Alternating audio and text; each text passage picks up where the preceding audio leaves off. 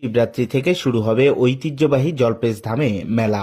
আর তার আগে স্থানীয়রা একত্রিত হয়ে শুরু করেন ময়নাগুড়ির আরেক ঐতিহ্যবাহী বটেশ্বর মন্দিরে সংস্কারের কাজ। আর সেই কাজ করতে গিয়েই সামাজিক মাধ্যমে বিতর্কে জড়ালেন স্থানীয়রা।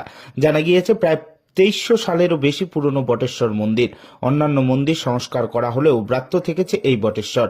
তবে জল্পেশ ধামে পুজোর সময় স্থানীয়রা নিজেরাই মন্দির চত্বর পরিষ্কার করেন। এবছরও তার ব্যতিক্রম হয়নি। স্থানীয়রা একত্রিত হয়ে মন্দিরে পরিষ্কার পরিচ্ছন্নতা করছিলেন। তবে এবছর তারা মন্দির চত্বরে থাকা মা কালীর মন্দিরটির স্থান পরিবর্তন করার সিদ্ধান্ত নেন, যার ফলে মন্দিরে পড়ে থাকা পুরনো পাথরগুলি আর্থ মুভার দিয়ে সরিয়ে ফেলে জায়গাটি পরিষ্কার করেন। জায়গা পরিষ্কার করার পর সেখানে কালী মন্দির স্থাপনের জন্য ভিত্তিপ্রস্তর স্থাপন করা হয়। আর এরপরেই সামাজিক মাধ্যমে একটি পোস্ট ছড়িয়ে পড়ে যে এই মন্দিরটি ভাঙা হচ্ছে। আর সেই খবর ছড়িয়ে পড়তেই নড়ে চড়ে বসল প্রশাসন। ঘটনাস্থলে পৌঁছান ময়নাগুড়ি ব্লক সমষ্টি উন্নয়ন আধিকারিক প্রসেনজিৎ কুন্ডু, আইসি সুবল ঘোষ। তিনি সেখানে গিয়ে পরিস্থিতি দেখেন এবং কাজ পুরোপুরি বন্ধ করে দেন। জানা যায় পুরনো মন্দির সংরক্ষণ এবং পর্যবেক্ষণ করার দায়িত্ব রয়েছে আর্কিওলজিক্যাল সার্ভে অব ইন্ডিয়া।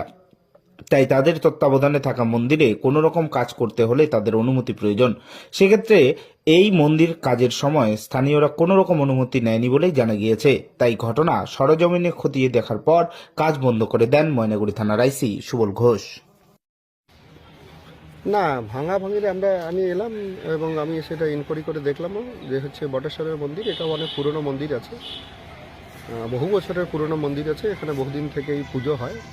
আপনারা দেখবেন যখন জল্পেশের মেলার হয়, সেই জল্পেশের মেলার সময়